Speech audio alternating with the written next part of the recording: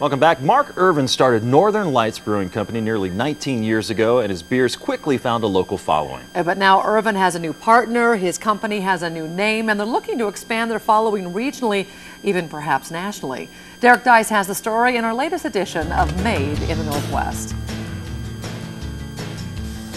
Folks in Spokane have been enjoying Mark Irvin's Northern Lights beer since 1993. He's probably one of the most under-recognized brewers in the U.S. But recently, John Bryant, a WSU grad and 20-year veteran of the beer industry, gave Irvin a call out of the blue.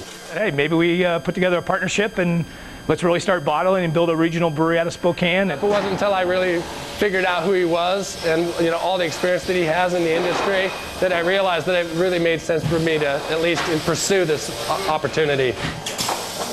They quickly hit it off, then just as quickly discovered a problem. An East Coast brewery owned by Anheuser-Busch, also called Northern Lights. They thought it was something that could be easily resolved with attorneys. But then we could never get them to respond or discuss it, at all. And so they came up with a plan. we just decided, it's probably a safer, better road for us just to go ahead and rebrand ourselves and move on. Changing the name while still honoring the past. It's like, let's shorten it up, no and lie.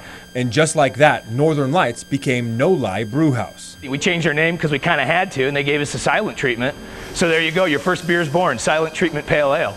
Their other beers both give nods to Spokane. Born and Raised IPA. It's when you go out and you experience other parts of the country that you really come to appreciate how great a town Spokane really is.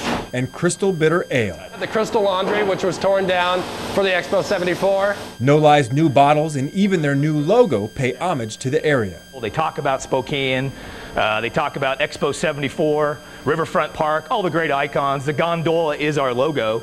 They recently bought this bottling machine from a company in Pasco, so what used to take a full week to fill 3 pallets full of beer now just takes 2 hours. That investment is all part of No Lie's plan to become Spokane's regional craft brewery. But we got to earn it every customer, one customer at a time. But Bryant sees great potential, not just for No Lie, but for the beer culture in the greater Spokane area. If they do it in Bend, Oregon, or Fort Collins, or pick a city where craft beer is really big, why couldn't Spokane be a hub?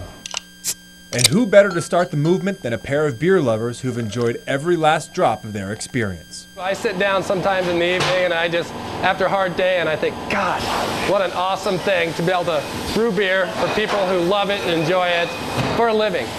For Made in the Northwest, I'm Deis, KXOY4 HD News.